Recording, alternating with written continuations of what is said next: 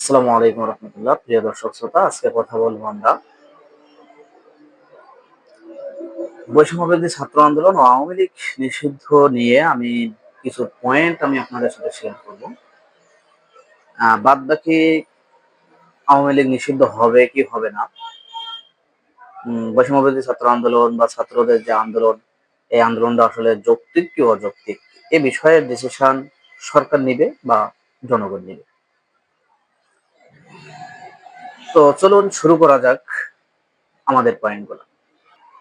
2025 সালে ছাত্র আন্দোলন শুরু হয়েছিল এক দাবিতে অবসর। সেটা হলো বৈষম্যের অবসান। সেটা হোক ভর্তি যুদ্ধে, হোক নিয়োগ, সুযোগ সুবিধা।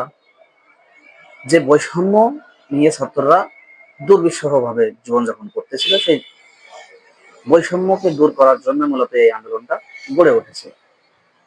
যদি আরেকটু পিছনে যাই, এটা ছিল মূলত যে চাকরির ক্ষেত্রে যে বৈষম্যটা ছিল, এই বৈষম্য না, এবং তারা এই বৈষম্য নিরসনের জন্য রাজপথেও নেমেছিল। কিন্তু যাদের দায়িত্ব ছিল শোনা বা তাদের কথা বোঝার, ঠিক তারাই কি করলো, তারাই আবার পুলিশ, র্যাব বা এক্সট্রা বাহিনী দিয়ে বা ইন্টারনেট ব্লক করে তাদেরকে রোধ করার চেষ্টা করলো। স্টুডেন্টদেরকে বিভিন্ন ভাবে বিভিন্ন কথাবার্তা, স্যাটেলাইটে পানি ঢুকে গেছে বা বিভিন্ন ধরনের অযৌক্তিক বা অকল্পনীয়, মানে যেটা মানুষ বিশ্বাস করে না। আসলে একটা জিনিস কি, আপনি যখন মিথ্যা বলবেন তখন কোনো না কোনো ভাবে আপনি ধরা পড়ে যাবেন, কোনোভাবে আপনি সেটা সফলভাবে বা সোজা কথা বলতে পারবেন না। শুধু তো এই নয়, এই আন্দোলনের সময় কি কি হয়েছে দেখেন। আন্দোলনের সময় গ্রেপ্তার করছে অসংখ্যভাবে, লাঠিচার্জ করছে, ছাত্র নেতাদের গুম করে রাখছে। জনগণ তখন প্রশ্ন করবেই যে এই সরকার কার, জনগণের নাকি ক্ষমতার? অবশ্যই সেটা ক্ষমতার ছিল, এবং সেই ক্ষমতা সেই ক্ষমতাটা আজ নাই, শেষ পর্যন্ত চলে যেতে বাধ্য হয়েছে। তো চলুন আমরা আরেকটা জিনিস দেখি যে এর বিষয়ে আন্তর্জাতিক প্রতিক্রিয়াটা কি। দেখেন, আন্তর্জাতিক প্রতিক্রিয়ার মাধ্যমে হলো যে মানবাধিকার যে সংস্থাগুলো আছে, যারা মুখ খুলবে, তারাই কিন্তু অনেকেই নিশ্চুপ ছিল। রাষ্ট্রীয় দমন নিয়ে বিদেশি সংবাদ মাধ্যমগুলো এর প্রতিবেদন ছাপাবে অবশেষে যে আন্তর্জাতিক যে মিডিয়াগুলো বা আন্তর্জাতিক যে চাপ, সেটা আসতে পারে, বিশেষ করে যে ট্রাইব্যুনাল ট্রাইব্যুনাল গঠনের দাবি উঠবে। তো এই সকল বিষয়কে কেন্দ্র করে আমি আন্দোলন করছিলাম, সফল হয়েছি।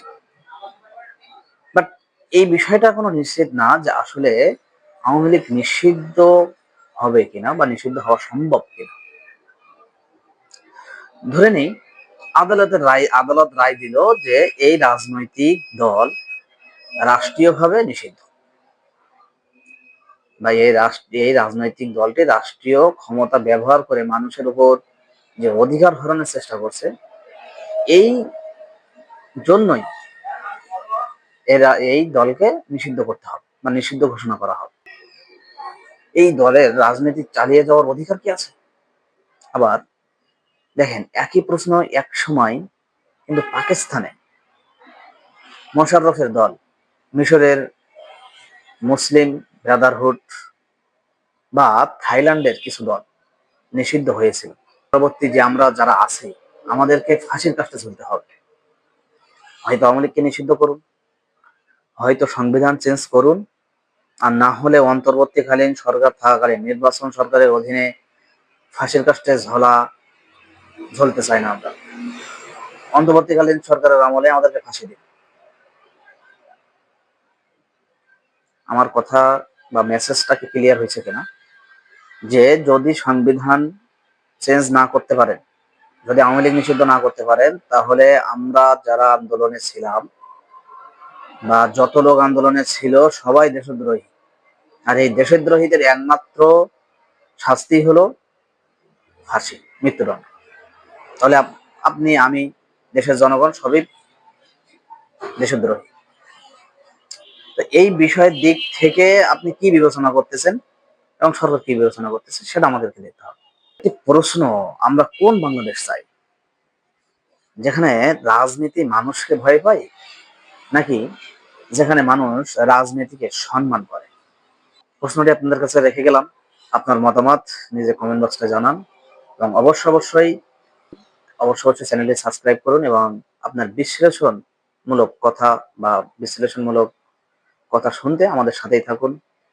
ধন্যবাদ সবাইকে।